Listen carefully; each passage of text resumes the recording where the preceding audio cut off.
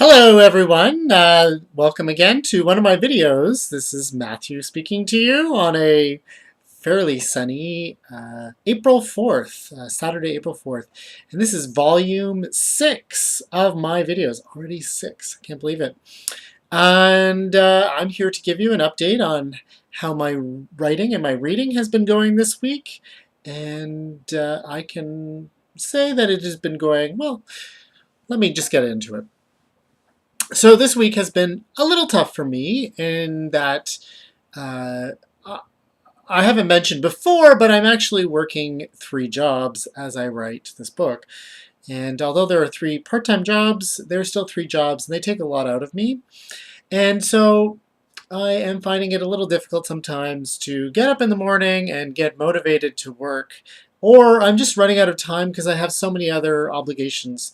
And this is a problem when you have other jobs. Well, unfortunately, it's something that I need to do because I don't have enough money to just simply write, but so far it's going okay. Hopefully I'll be able to maintain it.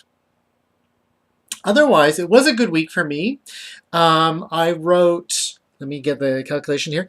I wrote 2,529 words, which means that I'm up to 17,519 words, which is, yay, pretty good. It means that I am on track to do about 2,000 words a week. And last video I mentioned that I was having a bit of difficulty with my writing. I was trying to get past a particular point in my narrative and I was finding it hard. I didn't know how to get through it. And I found a way.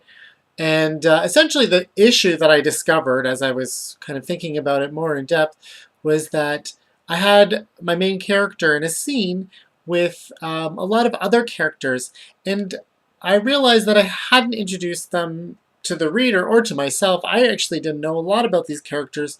So when I was writing it, I found it just terrifying. I was like, what? So this character says this thing, and I was like, I have no idea what that other character is going to say. No idea. So oftentimes when I find that I'm in that situation, I just actually make my character go to a better situation. And I actually wrote that she went on a streetcar and she went to another location and spoke to someone else. And so it was easier to do that, and I produced a lot more content. So very good. I was very happy about that. Yeah, and I had a lot to say, so I actually could have written more, but as I said, I was kind of busy last week. I also wanted to mention that I read an article, a blog post this week that I thought was really interesting, and I have to stop saying interesting, I say it too much. I thought that was really intriguing, and it was by this person. I don't know her name. I don't know her. Her name is Quintana. Quintana, lovely last name. And she wrote a post called Thank You for Coming. And she is a playwright, but she's also worked in the box office for theaters for several years.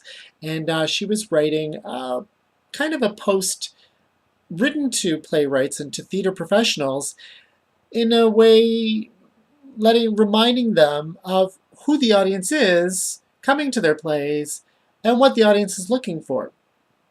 And although I don't write plays and I don't have a lot of knowledge of theater, I found it really interesting because it reminded me of a David Byrne book that came out recently called How Music Works. And although I haven't read all of it, I read the beginning portion where he talks about how music has been shaped by the spaces it developed in. And he specifically is very interested in, say, how punk music originated, because that's his forte, but he also provided lots of examples, like, for example, the kind of medieval Gregorian chants, he points out, were sung in cathedrals that were very echoey, so it was actually a benefit to have music that that benefited from having a lot of echoes and resonance and wasn't very complex. And opposed to that, there was, in the Baroque period, people started to listen to music in small drawing rooms, and that allowed for the dampening of all the furniture and the drapes and everything, dampened all the echoes, so it enabled very complex melodies to be heard by the people who were appreciating it. So, you know, we often think, oh, those European monks didn't know how to write complex melodies, but it might have also just been that they didn't have a performance space where those complex melodies could have been appreciated. So it's something to always keep in mind. And I mean, it's kind of almost a cliche, but what I liked about this piece and what David Byrne is saying is that it's about,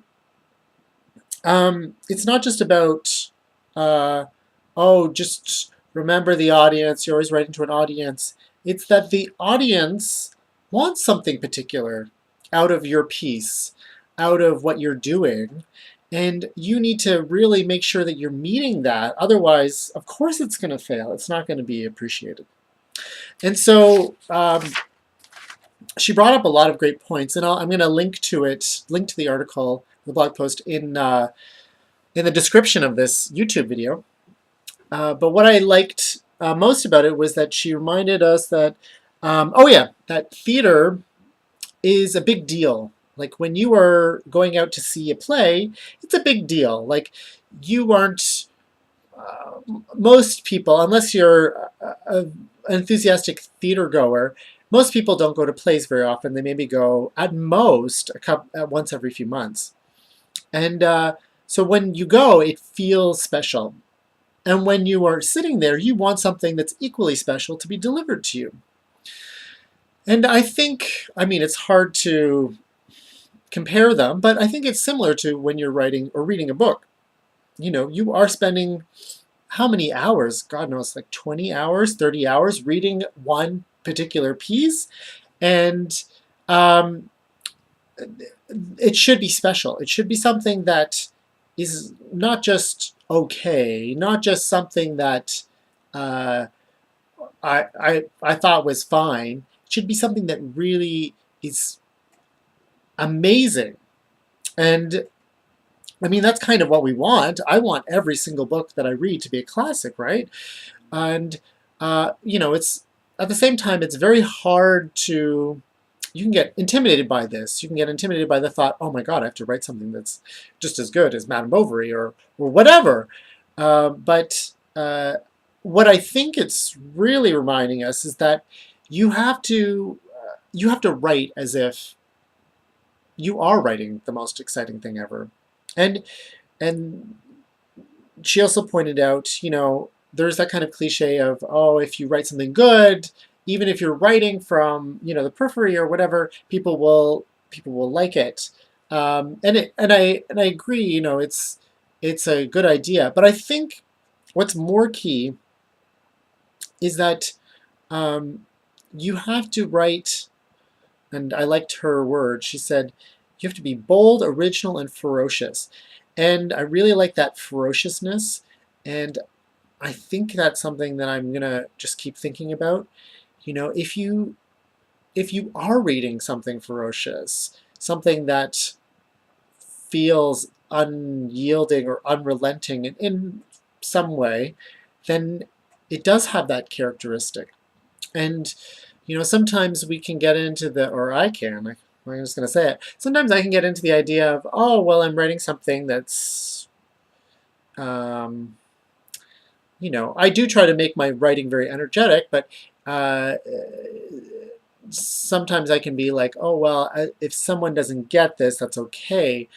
And I suppose that's fine, but I should really be trying or aiming to hit people really hard in my writing. So it was just something that struck me, and I'm going to think about it. Maybe you want to think about it too. And it also kind of connects with the novel that I've been reading. Well, kind of, very kind of. So I'm reading My Struggle by Karl of Knausgaard. Apparently it is Knausgaard. Apparently we used to pronounce the K at the beginning of things like Kno, but we stopped. Bad Norwegians, I guess, that we are. I'm reading it. It remains a struggle. I actually had to go back and reread a bit of it because I'd forgotten a lot. But now I'm back on track, and it is still kind of boring. And I mean, that's his point. His point is that he wants to write something that's uh, he writes in a way that, a lot of creative writing teachers would say that you shouldn't write. When he's talking about drinking a glass of water, he starts out by saying, "Oh, I poured out the water into the glass, and then I wiped the bottom of the glass, and then I brought the glass of water to my lips, and then I took a sip, and then I put the glass of water down." And it's like every detail. And you're getting the feeling as you read it that not necessarily all of these details are important, but it's kind of his point. His point is that all the details are important. So, I mean, I think it's an interesting idea, and it does feel really modern. Like, it feels so new. It feels like this, it has a feeling of authenticity to it because it's so, in a way, boring. Um, and it did get me thinking, I mean, I think he is trying to go for something, deep and profound here, and that I think, like a lot of writers, he has a fear, not a fear, but a distrust of beauty, and in particular of writing things that are so beautiful that people just kind of go, oh, and faint away. And I mean, Flaubert has this too. And so I think in the past, people have tried to avoid beauty in different ways, and there have been times when people have been writing things that are so awful and horrible that kind of that's how you get away from writing something just beautiful. And I think that his writing here is an attempt to kind of sidestep beauty as well. And it's trying to be as plain and quotidian as possible, but its power comes from the fact that it doesn't let any details go and includes every fact of life. And in many ways, that is the beauty of it, is that he won't let any detail go. So, I mean, I've been thinking about that as well, about how to write so that you can avoid beauty. And, last week I was talking about avoiding foreshadowing. I think a lot of times when you want to be original, as Christine Quintana is saying, is you want to find a way to get out of those habits of, oh, this is what intelligent writing looks like, or this is what beautiful writing looks like, or this is what good writing looks like. And you can't just avoid it. You have to go in a positive direction. And I mean, he's found his particular route, and I obviously have to go and find mine. I have certain ideas about what I wanted, of how I approach that, but it is good to rethink about it, rethink about trying to avoid beauty and how I can do that in a positive way. So that's basically it. I'm trying to keep my my videos shorter. The last one was like 20 minutes, and I'm sorry. And my handy dandy free download stopwatch is telling me that I'm at about 13 minutes. So I'm going to cut it off here. I hope you have a good week. I will try to keep writing. I will try to keep reading. I will try to have a better day than today. Today was a not so great day, but you got to keep going, okay? Yes. And I think my taglines for today or for the next week will be ferocious, avoid beauty. I think I'm going to put it up on my wall too. So, yeah. Anyway, have a good day.